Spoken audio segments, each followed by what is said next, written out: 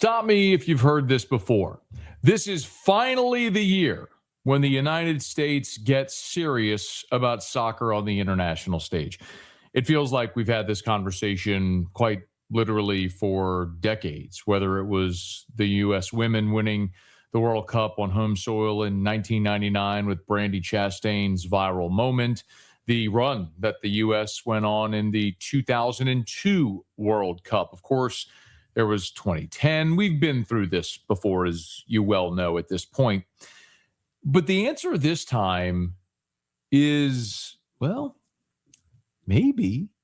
And the evidence backs it up. So if you missed the news, as we know, the United States has been eliminated from the World Cup, losing in embarrassing fashion to Belgium 4-1. But that's part of the story, because I'm not sure many people realistically thought that the United States would win this World Cup. They'd bow out eventually against a superior opponent, and that's what happened. But did you see the TV number? So Michael Mulvihill, who provides, as his ex-bio says, insights and analytics for Fox, noted that the U.S.-Belgium matchup, when you combine Fox and Telemundo, drew 50.1 million viewers. Y'all. 50.1 million viewers. Let me put some perspective on this for you, okay? Prior to that, the most watched U.S. men's soccer match was the U.S. against Portugal back in 2014. That drew 24.7 million viewers. Effectively, this number doubled the U.S.-Portugal match from a dozen years ago when U.S. played Ghana in 2014. 15.9 million viewers. Again, you're nearly triple, more than triple that number. So it's not just that more people watched, an absurdly higher number of people watched this as opposed to that. And remember the viral moment I talked about in 1999? Now, if you were alive and remember it, or old enough to remember 1999, as I think of it's been 27 years, but when Brandi Chastain won the Women's World Cup on PKs, ripped off her jersey, she's wearing the sports bra, it became this massive viral moment for women's sports, and it was enormous. Happened at the Rose Bowl out in Pasadena. That match had 18 million viewers in the United States. 18 million. Now we're talking about 51 million viewers. It's an absurd number.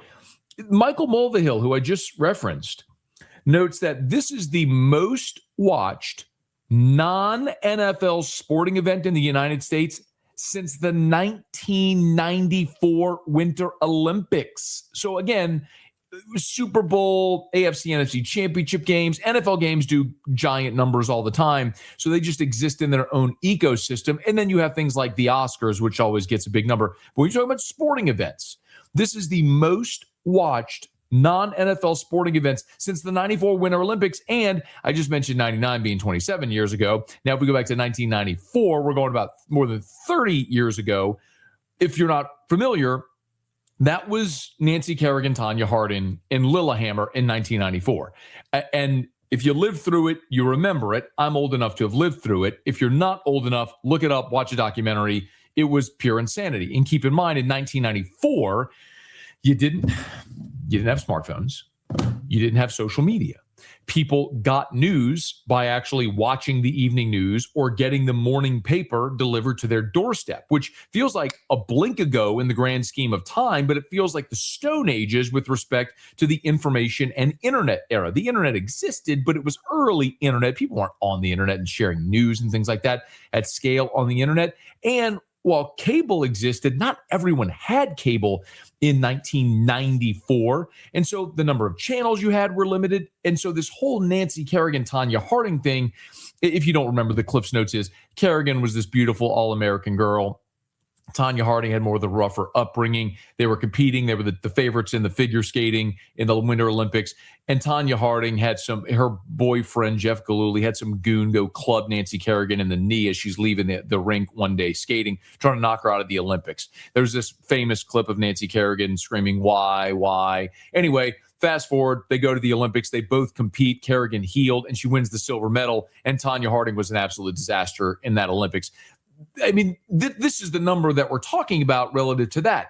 But I think what's important to note is it would have been erroneous in 1994 to look at that and say, well, figure skating is taking hold in the United States. No, that was a real life soap opera that unfolded, and people just couldn't look away from it. This is different, however. Now, look, there are a lot of variables that sort of all came together in this moment to create this gigantic television event that happened with the U.S. and Belgium. Most importantly is the United States was good. Okay, this wasn't an opening round match. This was after the U.S. won their group and made it into the knockout stage. So this was a round of 16, and there was a feeling like the United States could actually win. And then we know the drama with the red card and the president of the United States calling FIFA to get the red card rescinded. And so that became a viral story as well. So there were those things involved. But then there's also the fact that it was happening in the United States of America. And so the World Cup during the summer months here in the States, because it has taken over cities in the U.S., has become, if you'll forgive the expression, front page news throughout the course of this last month.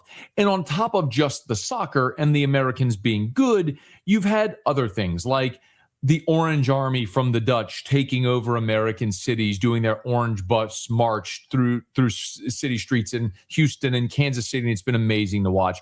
You've had the Norway fans, doing their Norway row, going up escalators and entire sections of stadiums. You've had attendance records because all of these matches have been played in NFL stadiums. And so you had larger venues that can hold more people. So more people have attended. So you've had attendance records as well. And then you've had Freddie, the German Twitter guy who went all over the country and became this viral sensation as he's made his way following the Germans throughout the World Cup. And he's been invited to we saw him at Tiger Stadium and in the Saints facility and everywhere all over the country. It's been remarkable to see the power of social media with that. There's all the fun stuff too, like Europeans being obsessed with ranch dressing and like stealing it home in their suitcases because they can't get it in their home country, or thinking Taco Bell is a delicacy. They've fallen in love with American culture, and that's allowed us all to have a lot of civic pride and wrap our arms around our nation and be really proud of everything. So all of these variables have come together to create this moment in time that allowed for a gigantic TV number like we saw when the U.S. played Belgium. Unfortunately, it didn't go well. But that's only part of the story, because when you look at the data and the demographics, it's also undeniable that in the United States, soccer is trending up. Look, there have been so many studies done about demographics in sports. I mean, this happens all the time because sports, live sports on television in particular, is the most valuable property in television because very few people watch live TV anymore. We stream everything on Amazon or Netflix or Hulu or YouTube or wherever. So it's very rare that we sit and watch something at the time that it's live, except for live sports. That's the exception. So there's always studies and demographic studies and surveys done on sports because these advertisers, marketers, and networks want to know who their audience is. Well, it's undeniable.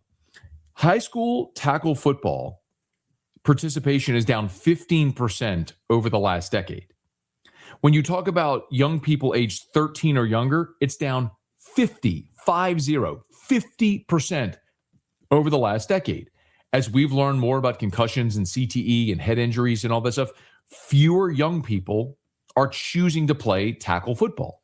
Now, I get that football is the 800-pound gorilla in the room. It is the most popular sport in America, and it's not close. However, if you rewind the clock 40 years and tell someone in the United States of America that the day is going to come when Major League Baseball is no longer the most popular sport in America, not only that, if you were to tell someone 40 years ago that Major League Baseball would be the fourth most popular sport in America, they'd look at you crazy. It's America's pastime. How could we ever get to a point where we don't love baseball more than anything else? Baseball is Americana.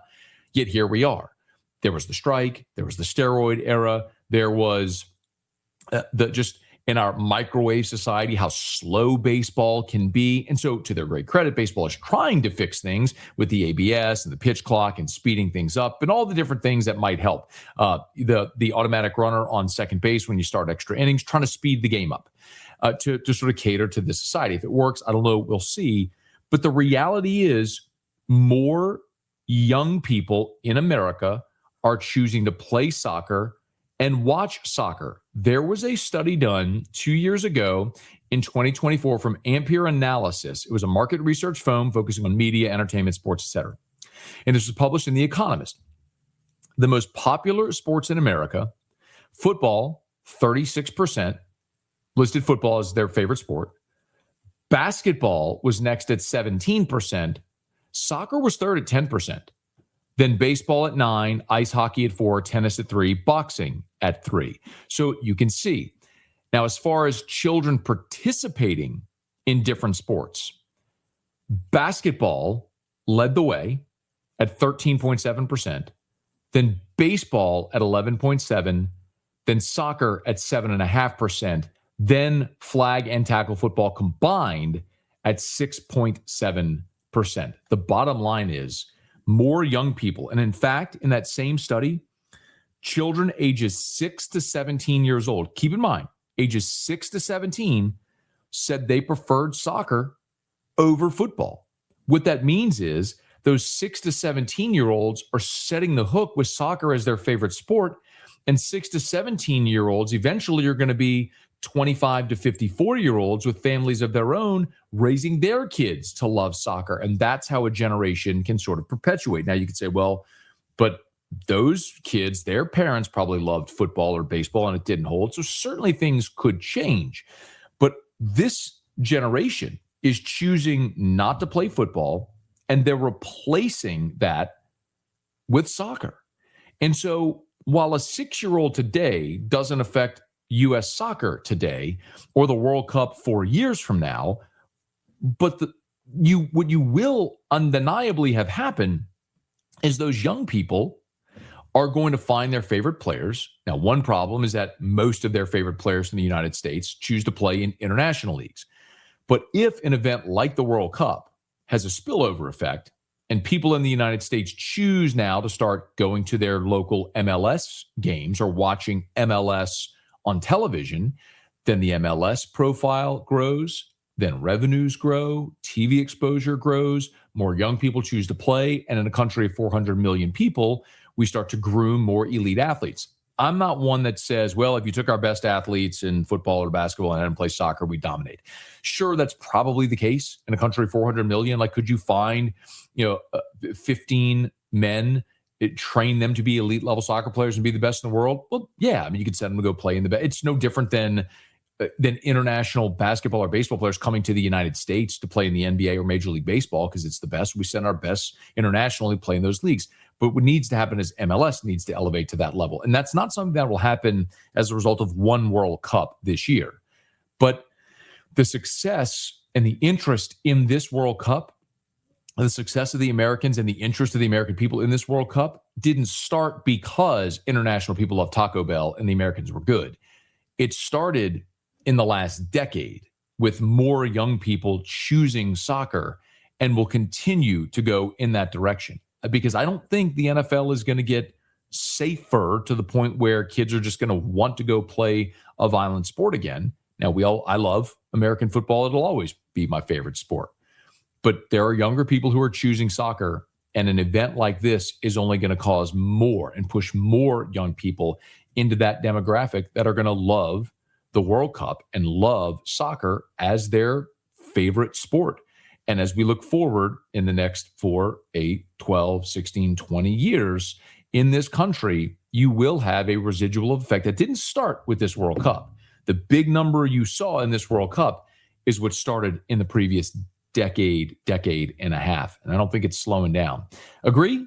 Disagree? Let me know your thoughts. Drop your comments. We appreciate you so much for hanging out with us here on Overtime with Matt Moscona. Please do me a favor, if you're on podcast, subscribe on your favorite podcast app, rate us, leave a review. And if you're on YouTube, smash that like button, subscribe to the channel, and hit the bell so you're notified whenever we post a new video right here on Overtime with Matt Moscona.